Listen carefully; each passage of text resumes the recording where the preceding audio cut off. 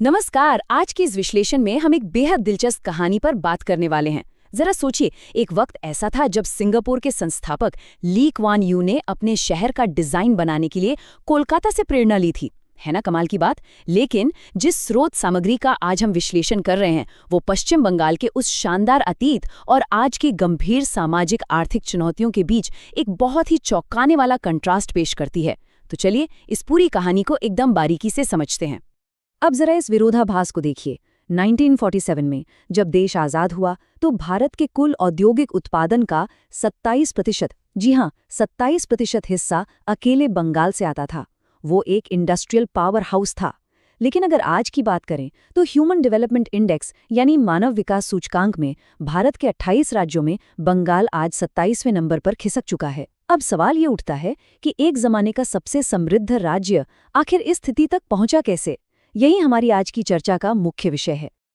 तो आज के इस विश्लेषण का रोडमैप कुछ ऐसा रहेगा।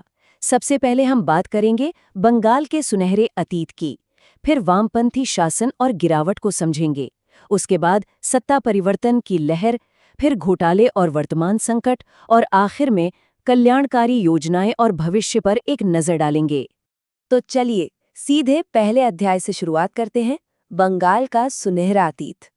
ये आंकड़ा सच में दिमाग हिला देने वाला है। मशहूर ब्रिटिश अर्थशास्त्री एंगस मेडिसन की रिसर्च के मुताबिक 17वीं और 18वीं सदी के दौरान पूरी दुनिया की जीडीपी में अकेले बंगाल का योगदान 12% था। मतलब पूरी दुनिया की दौलत का एक बहुत बड़ा हिस्सा। ये साफ दिखाता है कि उस दौर में बंगाल अपने रेशम, मलमल और जबरदस्त व्यापार की वजह से दुनिया के सबसे अमीर और समृद्ध इलाकों में गिना जाता था। और बात सिर्फ पैसे या व्यापार की नहीं थी। अगर हम इतिहास के पन्नों को पलटें तो बंगाल हर चीज में आगे था। 1817 को ही ले लीजिए, जब एशिया का पहला आधुनिक शैक्षणिक संस्थान हिंदू कॉलेज बना। फिर 1857 में कलकत्ता यूनिवर्सिटी की स्थापना हुई। विज्ञान में तो 1895 में ही महान वैज्ञानिक जगदीश चंद्र बोस ने मार्कोनी से भी पहले रेडियो तरंगों का ट्रांसमिशन कर दिखाया था। और जैसा कि हमने पहले देखा, 1947 आते आते बंगाल पूरे भारत का सबसे बड़ा इंडस्ट्रियल राज्य बन चुका था। एजुकेशन हो, साइंस हो या इंडस्ट्री, बंगाल हर जगह लीड कर रहा था। लेकिन फिर चीजें बदलने लगी और यहीं से हम आते हैं अपने दूसरे अध्याय पर, वामपंथी शासन और गिरावट। स्रोत के विश्लेषण के मुताबिक 60 और 70 के दशक के आखिर में बंगाल का औद्योगिक और आर्थिक ग्राफ नीचे गिरने लगा। इसकी शुरुआत को समझने के लिए स्रोत में 1968 की एक घटना का जिक्र है। हुआ ये था कि मशहूर उद्योगपति आदित्य बिरला को कोलकाता में एक हिंसक भीड़ ने निशाना बनाया। इसके बाद हालात ऐसे बने कि उन्हें मजबूरन अपने निवेश वापस लेने पड़े और वो राज्य छोड़कर चले गए। स्रोत इस घटना को एक बहुत बड़ा टर्निंग पॉइंट मानता है, क्योंकि इसके बाद ही बड़े बिजनेसेस का बंगाल से बाहर जाने का सिलसिला शुरू हो गया था।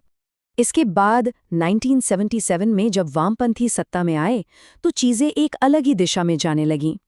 स्रोत में सीपीआईएम के एक बहुत ही मशहूर नारे का जिक्र किया गया है, कंप्यूटर खाबे ना लोग खाबे, जिसका मतलब है क्या कंप्यूटर खाएंगे या लोग। स्रोत का कहना है कि इस तरह के तकनीक विरोधी रुख और ट्रेड यूनियनों की लगातार हड़तालों वाली संस्कृति की वजह से बंगाल ने एक आईटी हब बनने का बहुत ही सुनहरा मौका हमेशा के लिए खो दिया। इंडस्ट्रीज के बाहर जाने के अलावा स्रोत एक और बहुत ही गंभीर आंकड़ा हमारे सामने रखता है, 28,000। ये कोई छोटी मोटी संख्या नहीं है। स्रोत के मुताबिक 1977 से 2011 के बीच वामपंथियों के 34 साल के शासनकाल में 28,000 से ज्यादा राजनीतिक हत्याएं हुई। ये आंकड़ा उस दौर की राजनीतिक हिंसा और असहमति को दबाने के तरीकों को बहुत ही स्पष्ट रूप से बयां करता है। इसी माहौल के बीच बदलाव की मांग उठने लगी और हम पहुंचते हैं अपने तीसरे अध्याय पर, सत्ता परिवर्तन की लहर। पूरे 34 साल बाद बंगाल की जनता किसी बदलाव की तलाश में थी और यहीं से ममता बनर्जी के उभार की कहानी शुरू होती है। ये सफर रातों रात तय नहीं हुआ था। 1990 में उन पर एक जानलेवा हमला हुआ, लेकिन वो एक मजबूत नेता बनकर सामने आई। 1998 में उन्होंने अपनी पार्टी टीएमसी बनाई। फिर 2006 का वो दौर आया जब उन्होंने सिंगूर और नंदीग्राम के किसान विरोध प्रदर्शनों का नेतृत्व किया।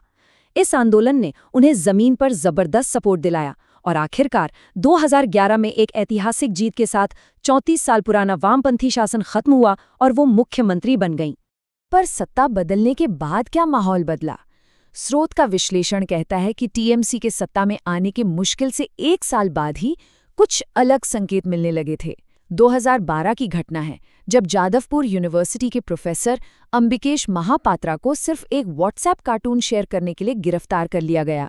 स्रोत के मुताबिक ये घटना इस बात का इशारा थी कि नई सरकार भी आलोचनाओं को लेकर उतनी ही संवेदनशील थी जितनी उनके पहले वाली सरकारें हुआ करती थी। और वक्त के साथ ये चुनौतियां और भी पेचीदा होती गईं। चलिए बढ़ते हैं चौथे अध्याय की तरफ, घोटाले और वर्तमान संकट। स्रोत ने वर्तमान प्रशासन से जुड़े कई बड़े विवादों की एक पूरी लिस्ट दी है। इसमें शारदा पॉन्जी घोटाला शामिल है, जिसमें लाखों आम लोगों की गाड़ी कमाई डूब गई। फिर नारद स्टिंग ऑपरेशन, जहां कई नेता कैमरे पर पैसे लेते नजर आए। इसके अलावा एसएससी भर्ती घोटाला, जिसकी वजह से हाई कोर्ट को 25,000 शिक्षकों की नौकरियां तक रद्द करनी पड़ी। और अभी हाल ही में सामने आए संदेश खाली और आरजी कर मेडिकल कॉलेज के बेहद गंभीर मामले।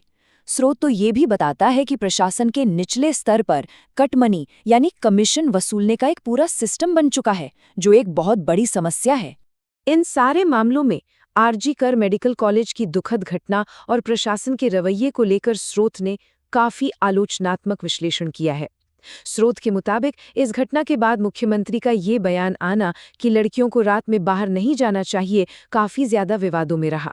और बात तब और ज्यादा विरोधाभासी हो गई जब खुद मुख्यमंत्री अपनी ही सरकार के खिलाफ न्याय मांगने के लिए सड़क पर विरोध प्रदर्शन करने उतर आईं।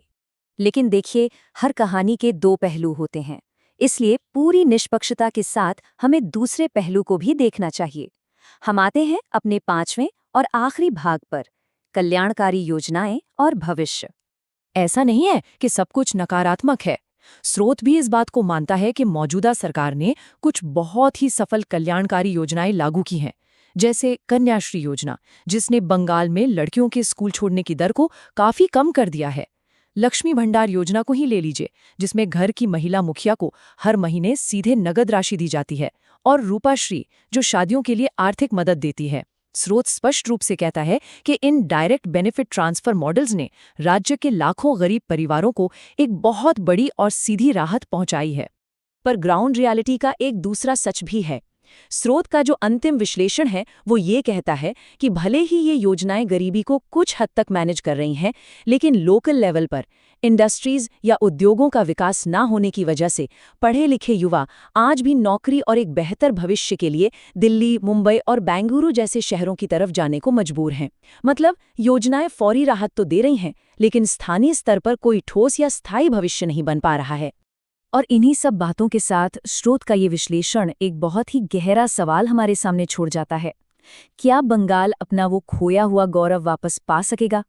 वो राज्य जो कभी पूरे देश को इंडस्ट्री, एजुकेशन और कल्चर में रास्ता दिखाता था, क्या वो फिर से अपनी वही बुलंदी हासिल कर पाएगा? इस पूरी चर्चा के बाद ये सवाल वाकई सोचने पर मजबूर कर देता है। इस महत्वपूर्ण विश्लेषण में हमारे साथ जुड़ने के लिए बहुत बहुत धन्यवाद।